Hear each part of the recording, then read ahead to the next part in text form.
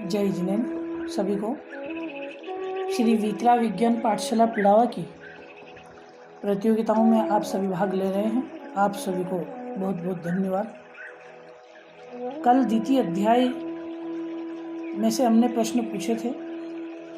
कुछ प्रश्नों को थोड़ा सा चार्ट के माध्यम से हम बताना चाहते हैं। बहुत से नए साधर्मी हैं तो उनके लिए थोड़ा स्पष्ट हो जाए। आचार्य गद्य पिच्छु उमास्वामी के द्वारा लिखित इस द्वितीय अध्याय में तत्वार्थ सूत्र में जीव तत्व के भावों का वर्णन है। प्रथम सूत्र से लेकर द्वितीय अध्याय के प्रथम सूत्र से लेकर 7 सूत्र तक जीव के 5 भावों का वर्णन बताया गया। जीव के जो 5 भाव कहे हैं, औपशमिक, शायिक, मिश्र, औदयिक और पारिणामिक, ये 5 भाव कहे हैं। इनको बहुत ही सुंदर उदाहरण के माध्यम से आप सभी ने पहले से भी समझ रखा होगा कि पानी में गंदगी जमा हो जाती है तो कतक फल के द्वारा या फिटकरी के माध्यम से उस पानी को साफ और स्वच्छ किया जाता है। ये आप सभी ने समझ रखा है। थोड़ा सा मैं इनके भेद प्रभेद चार्ट के माध्यम से आपको शॉर्ट में औपशमिक के सर्वप्रथम यहाँ पर 2 भेद बताए, औपशमिक सम्यक, औपशमिक चारित्र। शायिक भाव के यहाँ पर 9 भेद बताए, केवल ज्ञान, दर्शन, दान, लाभ, भोग, उपभोग, वीर्य और शायिक सम्यक और शायिक चारित्र। यहाँ पर जो च शब्द आया है इसमें औपशमिक के इन 2 भावों को जोड़ने पर ये 9 भेद होते हैं। पुनः मिश्र भाव के यहाँ पर 18 भेद बताए, मति, श्रुत, अवधि, मना, पर्याय, कुमति, कुश्रुत, कुअवधि। इस तरह से ये लिए चक्षु दर्शन, अचक्षु दर्शन, अवधि दर्शन, दान, लाभ, भोग, उपभोग, वीर्य, शायिक सम्यक और सराग चारित्र, संयमा संयम। इस तरह से ये 18 भेद किए गए। औदयिक भाव के यहाँ पर 21 भेद कहे, 4 गति, 4 कषाय, 3 लिंग, 1 मिथ्या दर्शन, 1 अज्ञान, 1 असंयम, 1 असिद्धत्व और 6 लेश्य। पारिणामिक भाव के 3 भेद किए, जीवत्व, भव्यत्व और अभव्यत्व। इसकी चर्चा आप सभी इसमें से पढ़ लें। थोड़ा सा यहाँ पर जो प्रश्न में आया था कि यह 4 गतियाँ जो नरक गति, तिर्यंच गति, मनुष्य गति और देव गति है, ये गति नाम कर्म के उदय से होती है।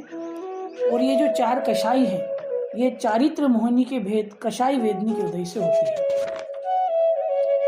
इसी में एक प्रश्न था कि जीव के असाधारण पारिणामिक भाव कौन से हैं।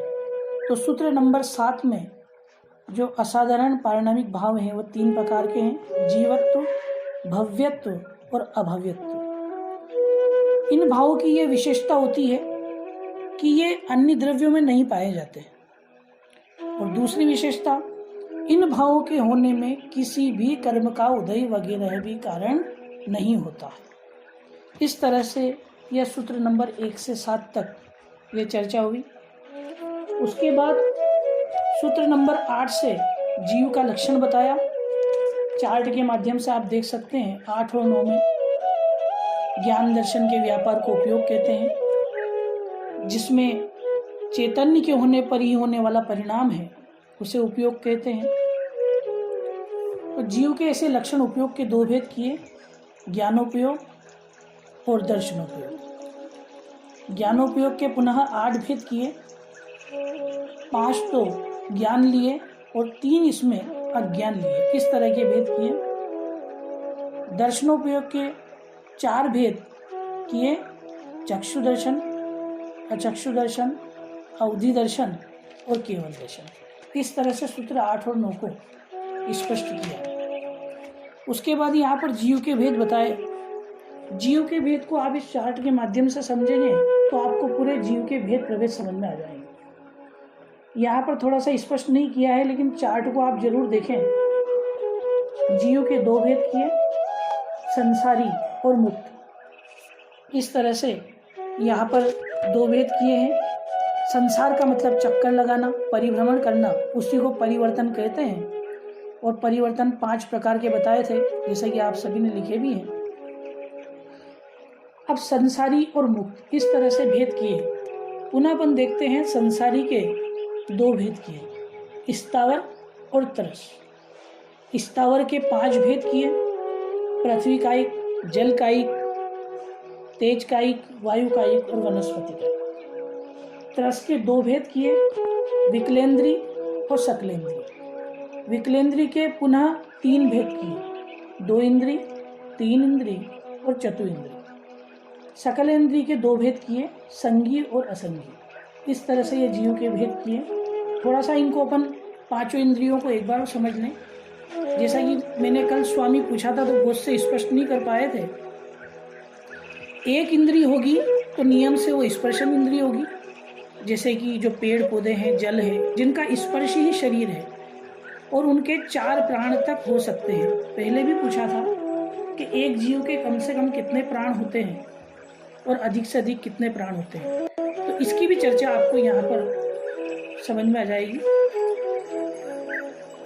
2 इंद्रिय अगर होगी तो नियम से क्रम से स्पर्शन होगी और रसना होगी, जैसे कि लठ है, शंख है, नदी में अपन देखते हैं शंख है, और इनके 6 प्राण होते हैं। इनमें स्पर्शन और रसना प्राण और बढ़ जाता है। 3 इंद्रिय अगर होगी तो वो स्पर्शन, रसना और ग्राण होगी, जैसे कि चींटी, खटमल। इसलिए कहते भी हैं कि शकर आदि की सुगंध चींटी को आ जाती है। और जैसे जैसे ये जो इंद्री बढ़ेगी उसमें उस इंद्र की तीव्रता और बढ़ जाती है। चतुर्इंद्रिय में आप देखते हैं स्पर्शन, रसना, ग्राण और चक्षु। मक्खी, मच्छर इसके उदाहरण हो सकते हैं। और इनके 8 प्राण हो जाते हैं, चक्षु प्राण और इनके बढ़ जाता है। 5 इंद्रिय में आपने देखा स्पर्शन, रसना, ग्राण, चक्षु और कर्ण, इसके उदाहरण मनुष्य और पशु हो सकते हैं। 9 प्राण इनके हो जाएंगे। इसी में संगी पंचेंद्रिय यदि हुआ तो उसके मन और बढ़ जाएगा, और बहुत से मनुष्य और पशु इसके उदाहरण हो सकते हैं। इनमें 10 प्राण तक अधिकतम हो सकते हैं। इस तरह से ये सूत्र नंबर 10 से लेकर 24 तक अपनी जीव के संबंध में चर्चा होगी। अगला चार्ट इसमें दिया गया है जन्म के संबंध में, कि जन्म कितने प्रकार का होता है। बहुत सुंदर चर्चा। अगर द्वितीय अध्याय को आप पढ़ें तो वास्तव में आज का दिन प्रतियोगिता के लिए फ्री है, तो आप द्वितीय अध्याय को पुनः शुरू से लेकर पढ़ें। 3 प्रकार का जन्म होता है, सम्मूर्छन जन्म, गर्भ जन्म और उपपाद जन्म। सम्मूर्छन जन्म, आप इनकी मैं परिभाषा यहाँ पर आपको नहीं बता पा रहा हूँ, आप इनको जरूर पढ़ें। थोड़ा सा चार्ट के माध्यम से मैं आपको समझा रहा हूँ।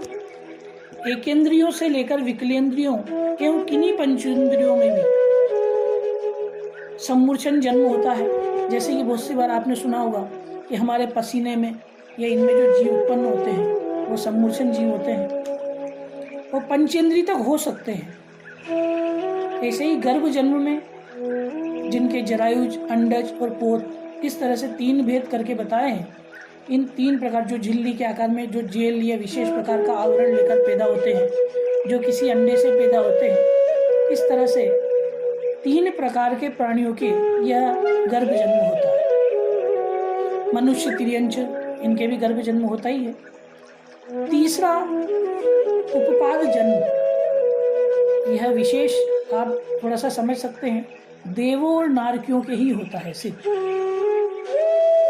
किसी प्रकार का यहाँ पर कोई, जैसा कि आपको पता है देवगति में उपपाद शैया होती है, वहाँ पर अचानक जन्म हो जाता है, नारकियों में जन्म हो जाता है। किसी प्रकार का कोई संयोग नहीं चाहिए इसमें। इस तरह से ये जन्म की चर्चा की, और इसी के साथ सूत्र नंबर 39 से लेकर 44 तक शरीर की चर्चा की गई। शरीर 5 प्रकार के बताए, औदारिक, वेक्रिय, आहारक, तेजस और कारण। इनका स्वरूप आप पढ़ सकते हैं तत्वासुख में। थोड़ा सा मैं ये जरूर स्पष्ट कर दूं, जैसा कि आप सभी ने सही लिखा है कि कम से कम 2 और अधिक से अधिक 4 शरीर हो सकते हैं। अगर 2 होंगे तो कौन से होंगे, 3 होंगे तो कौन से होंगे, और 4 होंगे तो कौन से हो सकते हैं, आप जरूर समझे।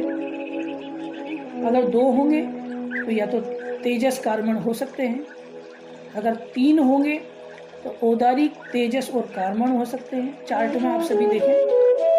अगर 4 होंगे तो औदारिक, आहारक, तेजस और कार्बन यह हो सकते हैं।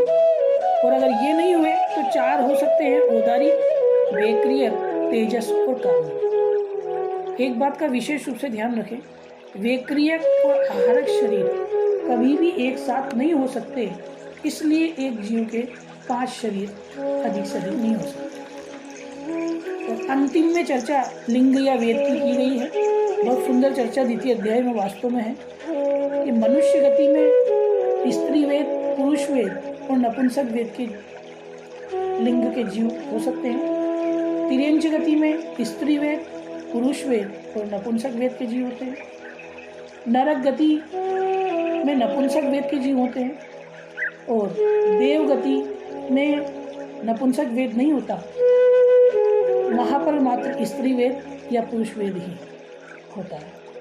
इतनी चर्चा हमने यह द्वितीय अध्याय में आप थोड़े से मैंने चार्ट के माध्यम से आपको समझाने का प्रयास किया है, लेकिन आप उसका पूरा अध्ययन करेंगे तो वास्तव में सबसे सरल के साथ साथ बहुत मुख्य जानकारी हम सबको यहाँ पर हो पाएगी। सभी को